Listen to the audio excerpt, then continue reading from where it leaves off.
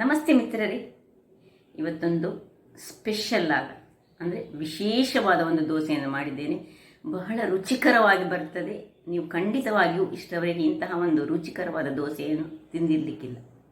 ಅದನ್ನು ನಾನು ಉದ್ದಿನ ಬೇಳೆಯಿಂದ ಮಾಡಲಿಲ್ಲ. ಈ ನೆಲಕಡಲೆ, ಶೇಂಗಾ ಬೀಜ ಏನಂತ ಹೇಳ್ತೇವೆ, ಅಥವಾ ಪೀನಟ್ಸ್ ಹಸಿಯನ್ನು ನೆನೆಸಿ ಮಾಡಿದಂತಹ ಈ ಒಂದು ರುಚಿಕರವಾದ ದೋಸೆ ನಿಮಗೆಲ್ಲ ಗೊತ್ತಿರುವ ಹಾಗೆ ಈ ನೆಲಕಡಲೆ, ಅದು ಸಹ ಹಸಿ ನೆಲಕಡಲೆ ದೇಹಕ್ಕೆ ಬಹಳ ಉತ್ತಮ. ಅಂದರೆ ಹಾರ್ಟಿಗೆ ಬಹಳ ಒಂದು ಹೇಳಿ ಮಾಡಿಸಿದಂತಹ ಒಂದು ವಸ್ತು. ಲೋ ಕೊಲೆಸ್ಟ್ರಾಲನ್ನು ಹೊಂದಿರುವಂತಹದ್ದು ಹಾಗೂ ಆ್ಯಂಟಿ ಏಜಿಂಗ್ ಸಹ. ಹಾಗಿರುವಾಗ ಈ ದೋಸೆಯನ್ನು ತಿನ್ನಲಿಕ್ಕೆ ನಾನೊಂದು ಮೊಸರು ಮತ್ತು ಬೆಳ್ಳುಳ್ಳಿಯನ್ನು ಉಪಯೋಗಿಸಿ ಒಂದು ರುಚಿಕರವಾದ ಚಟ್ನಿಯನ್ನು ಮಾಡಿದ್ದೇನೆ. ಹಾಗಾದರೆ ಈ ಎರಡು ದೋಸೆ ಹಾಗೂ ಚಟ್ನಿಯನ್ನು ಹೇಗೆ ಮಾಡುವುದೆಂದು ನೋಡುವ ಮೊದಲು, ಯಾರೆಲ್ಲ ನನ್ನ ಚಾನಲನ್ನು ನೋಡ್ತಿದ್ದೀರಿ, ಯಾರೆಲ್ಲ ಇನ್ನೂ ಸಬ್ಸ್ಕ್ರೈಬ್ ಮಾಡಿಲ್ಲ, ದಯವಿಟ್ಟು ಸಬ್ಸ್ಕ್ರೈಬ್ ಮಾಡಿ, ಸಪೋರ್ಟ್ ಮಾಡಿ ಅಂತ ಹೇಳುತ್ತಾ ಬನ್ನಿ ಈ ರುಚಿಕರವಾದ ಶೇಂಗಾ ಬೀಜದಿಂದ ತಯಾರಿಸಿದಂತಹ ದೋಸೆ ಹಾಗೂ ಮೊಸರು ಬೆಳ್ಳುಳ್ಳಿ ಚಟ್ನಿ ಹೇಗೆ ಮಾಡುವುದೆಂದು ನೋಡೋಣ. ಮಿತ್ರರೇ, ಇವತ್ತು ಒಂದು ಬಹಳ ರುಚಿಕರವಾದ ಸಾಫ್ಟ್ ಆದ ದೋಸೆ ಸಹ ಮಾಡ್ಬೋದು, ಉತ್ತಪ್ಪ ಸಹ ಮಾಡ್ಬೋದು, ಯಾವುದೂ ಆಗ್ತದೆ. ಅದಕ್ಕೆ ನಾನು 2 ಗ್ಲಾಸ್ಗಳಷ್ಟು, ಅಂದರೆ ಈ ಗ್ಲಾಸಿನಲ್ಲಿ 2 ಗ್ಲಾಸ್ಗಳಷ್ಟು ದೋಸೆ ರೈಸನ್ನು 6 ಗಂಟೆಗಳ ಕಾಲ ನೆನೆಸಿಟ್ಟಿದ್ದೇನೆ. ಇಲ್ಲಿ ಇದು ಶೇಂಗಾ ಬೀಜ, ಕಡಲೆ ಬೀಜ, ಇದು 1 ಗ್ಲಾಸ್, 2 ಗ್ಲಾಸಿಗೆ 1 ಗ್ಲಾಸ್. ಇದನ್ನು ಹಾಗೆ ಇದನ್ನು ನೆನೆಸಿಡುವಾಗಲೇ ನೆನೆಸಿಟ್ಟುಕೊಂಡಿದ್ದೇನೆ. ಈಗ ತೆಳು ಅವಲಕ್ಕಿ ಒಂದು ತೆಗೆದುಕೊಂಡಿದ್ದೇನೆ. ಇದನ್ನು ಈ ಹೊತ್ತಿನಲ್ಲಿ ಇದನ್ನು ಸ್ವಲ್ಪ ನೀರು ಹಾಕಿ ಇಡ್ತೇನೆ. ಈಗ ಗ್ರೈಂಡ್ ಮಾಡುವಾಗ ತೆಳು ಅವಲಕ್ಕಿ, ದಪ್ಪ ಅವಲಕ್ಕಿ ಆದರೆ ನೀವು ಇದರ ಒಟ್ಟಿಗೆ ಗ್ರೈಂಡ್ ಮಾಡಿಕೊಂಡು ಇದು ನೆನೆ ಹಾಕಿಟ್ಟುಕೊಂಡು ಇಡಿ. ಈಗ ನಾನೊಂದು ಮಿಕ್ಸಿ ಜಾರನ್ನು ತೆಗೆದುಕೊಂಡು ಮೊದಲಿಗೆ ಈ ಕಡಲೆ ಬೀಜವನ್ನು 1 ಗ್ಲಾಸ್ನಷ್ಟು ಕಡಲೆ ಬೀಜವನ್ನು ನೆನೆಸಿಟ್ಟದ್ದು, ಸಿಪ್ಪೆ ಸೇರಿಸಿ ತೊಂದರೆಯಿಲ್ಲ. ಇದರಲ್ಲಿ ನಾವು ರುಚಿಯಾದ ಉತ್ತಪ್ಪ ಸಹ ಮಾಡ್ಬೋದು ಅಥವಾ ಸಾಫ್ಟ್ ಆದ ದೋಸೆ ಸಹ ಮಾಡ್ಬೋದು, ಎರಡೂ ಸಹ ಮಾಡ್ಬೋದು, ಯಾವುದು ನಿಮಗೆ ಬೇಕಾದರೂ. ಉತ್ತಪ್ಪ ಮಾಡಬೇಕಾದ್ರೆ ಸ್ವಲ್ಪ ವೆಜಿಟೇಬಲ್ಸ್ ಎಲ್ಲ ಹಾಕಿ ಮಾಡಿದರೆ ಬಹಳ ಚೆನ್ನಾಗಿ ಬರ್ತದೆ. ಅಥವಾ ಪ್ಲೇನ್, ನಿಮ್ಮ ಹತ್ರ ಯಾವುದೇ ವೆಜಿಟೇಬಲ್ಸ್ ತಂದದಿಲ್ಲ ಇದ್ದರೆ ಪ್ಲೇನ್ ಆದ ದೋಸೆ ಸಹ ಮಾಡ್ಬೋದು. ಈಗ ಇದು ಮತ್ತು ಅಕ್ಕಿ ಹಾಗೂ ಇಲ್ಲಿ ನೋಡಿ ಈ ಒಂದು ನೆನೆಸಿಟ್ಟಂತಹ, ಈಗ ನೆನೆಸಿದಷ್ಟೇ ನಾನು ಇದನ್ನು ನೀರನ್ನು ತೆಗೆದುಕೊಳ್ತೇನೆ. ತೆಗೆದುಕೊಂಡು ಹಿಂಡಿ ಈ ಅವಲಕ್ಕಿಯನ್ನು, ಇದು ತೆಳುವ ಅವಲಕ್ಕಿ ಆದ ಕಾರಣ ಈಗಲೇ ಹಾಕ್ಕೊಂಡದ್ದು, ಅದು ನೀರು ಬೇಡ ಚೂರು ಸಹ ಅದಕ್ಕೆ ಹಾಕ್ಕೊಳ್ತಿದ್ದೇನೆ. ಎಲ್ಲವನ್ನು ಸಹ ಸ್ವಲ್ಪ ನೀರು ಹಾಕ್ಕೊಂಡು ಗ್ರೈಂಡ್ ಮಾಡಿ ಈಗ ನಾನು ತರ್ತೇನೆ. ಸ್ವಲ್ಪ ನೀರು ಹಾಕ್ಕೊಂಡು ನೋಡಿ ಹೀಗೆ ರುಬ್ಬಿಕೊಂಡು ಬಂದಿದ್ದೇನೆ ನಾನು. ಹೇಗೆ ಬಂದಿದೆ ನೋಡಿ, ಹೀಗೆ ಒಳ್ಳೆ ನಯಾ ಆಗಿ ಗ್ರೈಂಡ್ ಆಗಬೇಕು. ಹೀಗೆ ಇದನ್ನೊಂದು ಪಾತ್ರೆಗೆ ಶಿಫ್ಟ್ ಮಾಡಿಕೊಡೋಣ.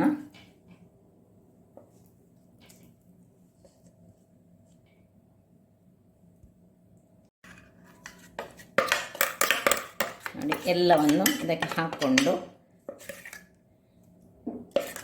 ನಿಮಗೆ ನೋಡುವಾಗಲೇ ಗೊತ್ತಾಗ್ಬೋದು ಎಷ್ಟು ಫೈನಾದ ಪೇಸ್ಟ್ ಆಗಿದೆ ಅಂತ, ಬ್ಯಾಟರ್ ಆಗಿದೆ ನೋಡಿ. ನೋಡಿ ಈಗ ಇದಕ್ಕೆ ಸ್ವಲ್ಪ ನೀರನ್ನು ಹಾಕ್ಕೊಳ್ಳೋಣ. ತುಂಬ ನೀರು ಮಾಡ್ಕೊಳ್ಳೋದು ಬೇಡ. ಹದದಲ್ಲಿ ದೋಸೆ ಹಿಟ್ಟು ಹೇಗಿರ್ತದೆ ನೋಡಿ, ನಮ್ಮದು ಉದ್ದಿನ ದೋಸೆದು ಒಮ್ಮೊಮ್ಮೆ ನಮ್ಮ ಹತ್ರ ಉದ್ದು ತಂದದ್ದು ಇರದಾಗ, ಸಪೋಸ್ ಅಂಗಡಿಯಿಂದ ಪುನಃ ತರಲಿಕ್ಕೆ ಆಗೋದಿಲ್ಲ, ಆದರೆ ನಮಗೆ ದೋಸೆ ಮಾಡಬೇಕಂತ ಇದ್ದರೆ ಇಂಥದನ್ನು ಮಾಡ್ಬೋದು. ಭಾಳ ರುಚಿಯಾಗಿ ಬರ್ತದೆ. ನಾನು ಎಣಿಸಲಿಲ್ಲ ಎಷ್ಟು ರುಚಿಕರವಾಗಿ ಬರ್ತದೆ ಹೇಳಿ. ಸೊ ಇದನ್ನು, ಇದಕ್ಕೆ ಉಪ್ಪನ್ನು ಮಾತ್ರ ನಾಳೆ ಬೆಳಿಗ್ಗೆ ಹಾಕೊಳ್ಳೋಣ. ಸ್ವಲ್ಪ ಕೈಯಿಂದಲೇ, ಯಾಕೆಳಿದ್ರೆ ಒಳ್ಳೆ ಫರ್ಮೆಂಟ್ ಆಗಬೇಕಿದು, ಅದಕ್ಕೋಸ್ಕರ ಕೈಯಿಂದ ನಾನು ಮಾಡಿಕೊಳ್ತಿದ್ದೇನೆ. ಉಪ್ಪು ಈಗ ಹಾಕೋದಿಲ್ಲ, ನಾಳೆ ಬೆಳಿಗ್ಗೆ ಹಾಕೊಳ್ಳೋಣ.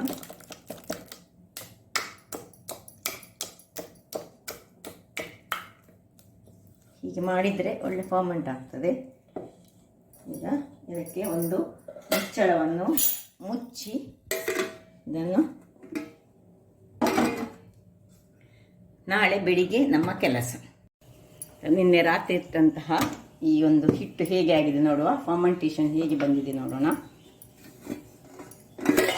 ನೋಡಿ ಏನು ಚೆನ್ನಾಗಿ ಬಂದಿದೆ.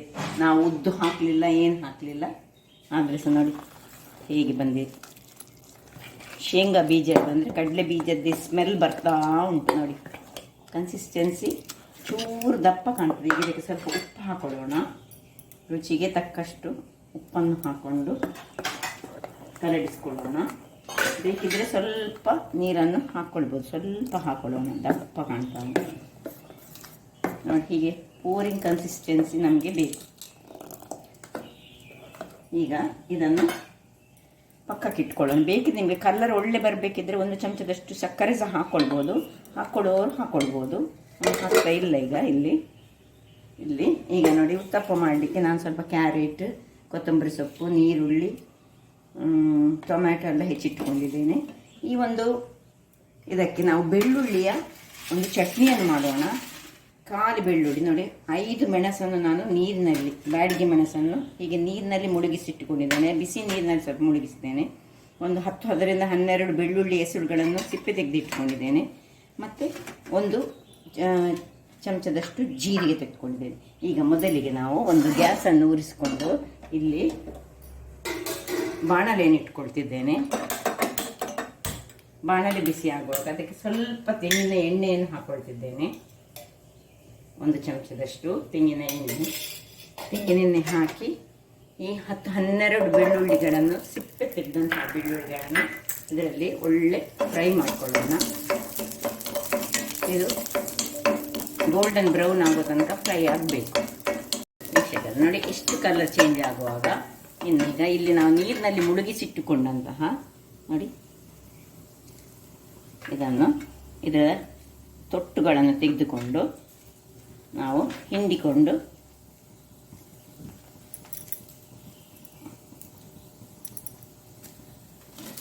ಹಾಕ್ಕೊಳ್ತಿದ್ದೇನೆ. ಅದರಲ್ಲಿ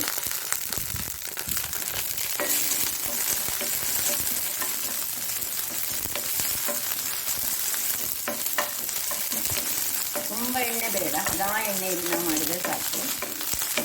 ಈಗ ಇದರಲ್ಲೇ ಇದಾಗುವಾಗ ಇದು ಸ್ವಲ್ಪ ಇದರಲ್ಲಿ ಫ್ರೈ ಆಗುವಾಗ ಈ ಜೀರಿಗೆಯನ್ನು ಹಾಕ್ಕೊಳ್ತಿದ್ದೇನೆ.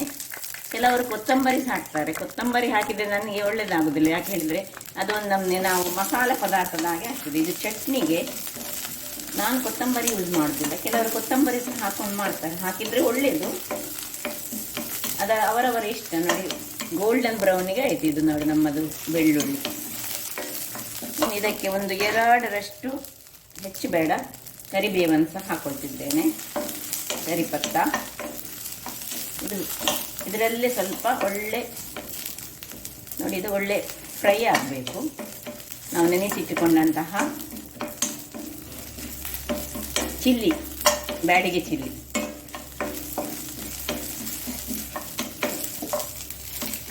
ವೀಕ್ಷಕರು ಇಷ್ಟ ಆಗುವಾಗ ನೋಡಿ, ಇದನ್ನು ನೋಡಿ ಹೇಗೆ ಬಂತು ನೋಡಿ, ಇದು ಉಬ್ಬಿ ಬಂತು. ಮೆಣಸು, ಬೆಳ್ಳುಳ್ಳಿ ಒಳ್ಳೆ ಫ್ರೈ ಆಗಿದೆ. ಇದರಲ್ಲಿ ಇಷ್ಟ ಆಫ್ ಮಾಡಿಕೊಂಡು ತಣ್ಣಗಾಗಲಿಕ್ಕೆ ಬಿಡೋಣ. ವೀಕ್ಷಕರೇ ಇಲ್ಲಿ ನೋಡಿ, ಇದು ತಣ್ಣಗಾಗಿದೆ.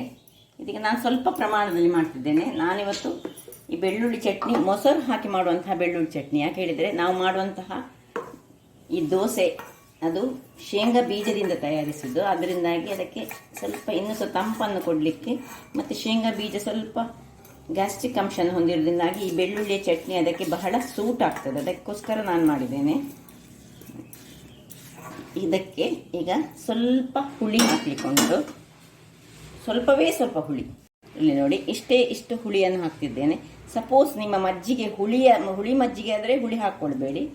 ಚಪ್ಪೆ ಮಜ್ಜಿಗೆ ಅಲ್ಲ, ಮೊಸರು ಸ್ವಲ್ಪ ನೋಡಿ ಬಿಸಿ ತಣ್ಣಗಾದ ನೀರನ್ನು ಹಾಕಿ ಇದನ್ನು ಒಳ್ಳೆ ಒಂದು ಫೈನಾದ ಪೇಸ್ಟಾಗಿ ಮಾಡಿ ತರ್ತೇನೆ. ವೀಕ್ಷಕರೇ ಇಲ್ಲಿ ನೋಡಿ, ಒಳ್ಳೆ ಪೇಸ್ಟ್ ಆಗಿದೆ ನೋಡಿ. ಈ ರೀತಿಯಾಗಿ ಗ್ರೈಂಡ್ ಮಾಡಿದ್ದು ಫೈನಾಗಿ ಬರಬೇಕು ಚಟ್ನಿ. ಈಗ ಇದಕ್ಕೊಂದು ಒಗ್ಗರಣೆಗೆ ಇಲ್ಲಿ ನಾನು ಅದೇ ಪಾತ್ರೆಯನ್ನು ಇಟ್ಕೊಂಡಿದ್ದೇನೆ. ಬಾಣಲೆಯನ್ನು ಆನ್ ಮಾಡಿಕೊಳ್ಳೋಣ. ಅದಕ್ಕೆ 1 ಚಮಚದಷ್ಟು ತೆಂಗಿನ ಎಣ್ಣೆಯನ್ನು ಹಾಕ್ಕೊಳ್ತಿದ್ದೇನೆ. ಎಣ್ಣೆ ಬಿಸಿಯಾಗಿದೆ ನೋಡಿ. ಸಾಸಿವೆ ಹಾಕ್ಕೊಳ್ತಿದ್ದೇನೆ. ಸಾಸಿವೆ ಒಟ್ಟಿಗೆ ಜಜ್ಜಿಟ್ಟಂತಹ ಬೆಳ್ಳುಳ್ಳಿ, ಸಣ್ಣದಾಗಿ ಹೆಚ್ಚಿಟ್ಟಂತಹ ಶುಂಠಿ,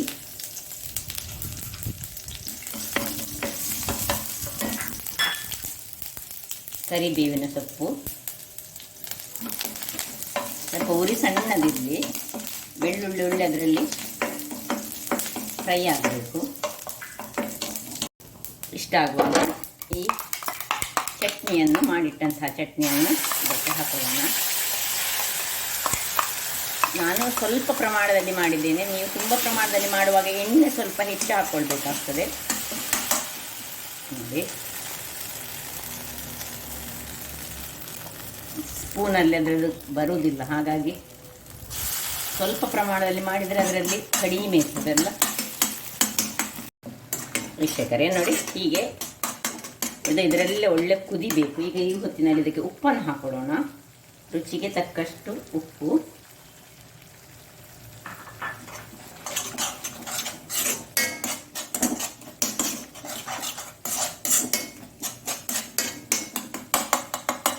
ಇನ್ನು ಕೊನೆಯದಾಗಿ ಇದು ಸರಿ ಇದರಲ್ಲಿ ಕುದಿಬೇಕು, ಸ್ವಲ್ಪ ಆರಬೇಕು. ಎಣ್ಣೆ ಬಿಡ್ತಾ ಬರುವಾಗ ಅದಕ್ಕೆ ಸ್ವಲ್ಪ ಮೊಸರನ್ನು ನಾವೀಗ ಸೇರಿಸ್ಕೊಳ್ಳಿಕ್ಕೆ ಉಂಟು. ಇಲ್ಲಿ ನೋಡಿ, ಇದು ಈಗ ಇದರಲ್ಲಿ ಒಳ್ಳೆ ಎಣ್ಣೆ ಪಸೆ ಸೈಡ್ಸಲ್ಲಿ ಬರಲಿಕ್ಕೆ ಶುರುವಾಗುವಾಗ ಇದನ್ನು ಆಫ್ ಮಾಡ್ಕೊಳ್ತಿದ್ದೇನೆ. ಈಗ ಅದಕ್ಕೆ ಆಫ್ ಮಾಡಿದ ಮೇಲೆ 2 ಸ್ಪೂನಿನಷ್ಟು ಮೊಸರನ್ನು, ಅಂದರೆ ಮಜ್ಜಿಗೆ ಬೇಡ, ದಪ್ಪ ಮೊಸರಿದ್ದರೆ ಒಳ್ಳೆಯದಾಗ್ತದೆ, ಹಾಕ್ಕೊಂಡು ಆಯಿತು. ಇಲ್ಲಿ ಬೆಳ್ಳುಳ್ಳಿಯ ಚಟ್ನಿ ರೆಡಿ ಆಯಿತು.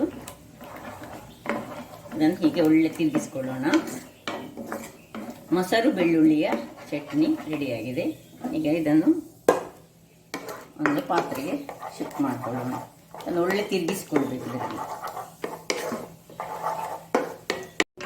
ವೀಕ್ಷಕರೇ ನೋಡಿ, ಇದನ್ನು ಒಂದು ಪಾತ್ರೆಗೆ ಶಿಫ್ಟ್ ಮಾಡ್ಕೊಳ್ಳೋಣ.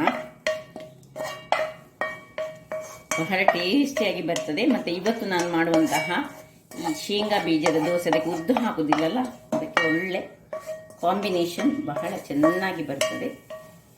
ತುಂಬ ಖಾರ ಸೇನು ಇರುವುದಿಲ್ಲ, ಬಟ್ ಬೆಳ್ಳುಳ್ಳಿಯಿಂದ ಕೂಡಿದಂತಹದ್ದು ಗ್ಯಾಸ್ಟ್ರಿಕ್ ಪ್ರಾಬ್ಲಮ್ ಇರೋರಿಗೆಲ್ಲ ಬಹಳ ಒಳ್ಳೆಯದು. ಸೊ ಚಟ್ನಿ ರೆಡಿ ಆಯಿತು. ಇಲ್ಲಿ ಈಗ ನೋಡಿ, ನಾನು ಒಂದು ಕಾವಲಿನ ಇಟ್ಟುಕೊಂಡು ದೋಸೆ ಮಾಡಲಿಕ್ಕೆ ರೆಡಿ ಮಾಡ್ತಿದ್ದೇನೆ. ಕಾವಲಿ ಬಿಸಿಯಾಗಿ. ವೀಕ್ಷಕರೇ ಇಲ್ಲಿ ನೋಡಿ, ಕಾವಲಿ ಕಾಯ್ತಾ ಉಂಟು. ಇಲ್ಲಿ ಇದು ರೆಡಿಯಾಗಿದೆ. ಕನ್ಸಿಸ್ಟೆನ್ಸಿ ನಿಮಗೆ ಆಗಲೇ ತೋರಿಸಿದೆ ನಾನು. ಈಗ ಸುರಿಗೆ ನಾನೊಂದು ಖಾಲಿ ಪ್ಲೇನ್ ದೋಸೆ ಮಾಡಿ ತೋರಿಸ್ತೇನೆ, ಆಮೇಲೆ ಉತ್ತಪ್ಪ ಮಾಡಿ ತೋರಿಸ್ತೇನೆ. ಸರಿ ನೋಡಿ, ಸ್ವಲ್ಪ ಸಣ್ಣದಾಗಿ ಮಾಡೋಣ, ದೊಡ್ಡದು ಬೇಡ. ಅದರಷ್ಟಕ್ಕೆ ಅದು ಹೋಲ್ ಬರಬೇಕು. ಆಮೇಲೆ ಅದರ ಮೇಲೆ ಸ್ವಲ್ಪ ತುಪ್ಪವನ್ನು ಹಾಕೊಳ್ಳೋಣ. ಹೇಗೆ ಬರ್ತದೆ ನೋಡಿ. ಏನು ನಾವು ಸೋಡಾ ಅಥವಾ ಏನು ಹಾಕಲಿಲ್ಲ. ಫರ್ಮೆಂಟೇಷನ್ಗೆ ಇಟ್ಟರೆ ಸೋಡಾದ ಅಗತ್ಯವೇ ಇಲ್ಲ. ಅದರಿಂದ ಯಾವುದೇ ಒಂದು ದೋಸೆ ಮಾಡುವಾಗ ನಾವು ರಾತ್ರಿ ಕಡ್ದಿಟ್ಟು ಮಾಡಿದರೆ ಅಥವಾ 8 ರಿಂದ 9 ಗಂಟೆಗಳ ಕಾಲ ಅದಕ್ಕೆ ಫರ್ಮೆಂಟೇಷನ್ ಕೊಟ್ಟರೆ ನಮಗೆ ಈ ಸೋಡಾ ಎಲ್ಲ ಹಾಕುವಂತಹ ಪ್ರಮೇಯವೇ ಬರೋದಿಲ್ಲ. ಈಗ ಇದನ್ನೀಗ ನಾವು ಮುಚ್ಚಿಟ್ಟುಕೊಂಡು ಕಾಯಿಸ್ಕೊಳ್ಳೋಣ. ಇಲ್ಲಿ ನೋಡಿ ವೀಕ್ಷಕರೇ, 2 ನಿಮಿಷಗಳ ಬಳಿಕ ನೋಡಿ ಹೀಗೆ ಚೆನ್ನಾಗಿ ಬಂದಿದೆ. ತುಪ್ಪ ಸಹ ಏನು ಹೆಚ್ಚು ಎಳೆದುಕೊಳ್ಳಿಲ್ಲ. ಈಗ ಸೈಡ್ಸಿಗೆ ತುಪ್ಪ ಸ್ವಲ್ಪ ಹಾಕ್ಕೊಂಡು ಇದನ್ನು 1 ನಿಮಿಷ ಹೀಗೆ ಖಾಲಿ ಕಾಯಿಸ್ಕೊಳ್ಳೋಣ. ಬೇಕಿದ್ದವರು ಅಡಿಮೇಲೆ ಮಾಡ್ಬೋದು, ಅಡಿಮೇಲೆ ಮಾಡುವಂತಹ ಅಗತ್ಯವೇ ಇಲ್ಲ. ನೋಡಿ ಹೀಗೆ ಬಂದಿದೆ, ಒಳ್ಳೆ ಕಾಯಿಲಿದ್ದು. ಬೇಕಿದ್ದರೆ ಅಡಿಮೇಲೆ ಸಹ ಮಾಡಿಕೊಳ್ಬೋದು. ಈಗ ಇದರ ನೆಕ್ಸ್ಟ್ ನಾನು ಇದನ್ನು ಉತ್ತಪ್ಪ ಮಾಡಿ ತೋರಿಸ್ತೇನೆ.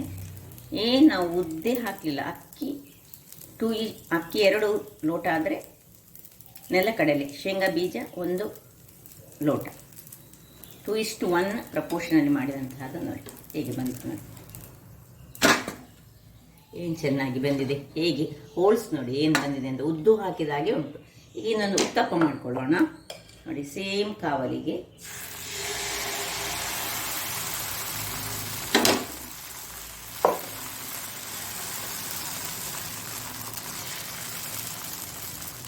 ಸ್ವಲ್ಪ ಹೋಲ್ ಬರಲಿ. ಆಮೇಲೆ ಇದರ ಮೇಲೆ ಸ್ವಲ್ಪ ಕ್ಯಾರೆಟ್, ಸ್ವಲ್ಪ ಆನಿಯನ್,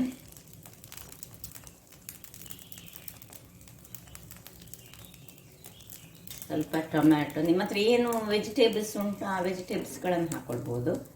ಕಲರ್ಫುಲ್ ಆಗಿದ್ದರೆ ಚೆನ್ನಾಗಿ ಬರ್ತದೆ.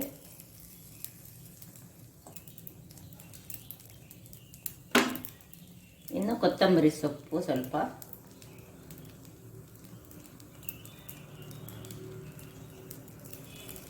ಸ್ವಲ್ಪ ಗ್ರೀನ್ ನಡುವಲ್ಲಿ ಬಂದರೆ ಕೂಡಲೇ ಅದು ಚೆನ್ನಾಗಿ ಕಾಣ್ತದೆ.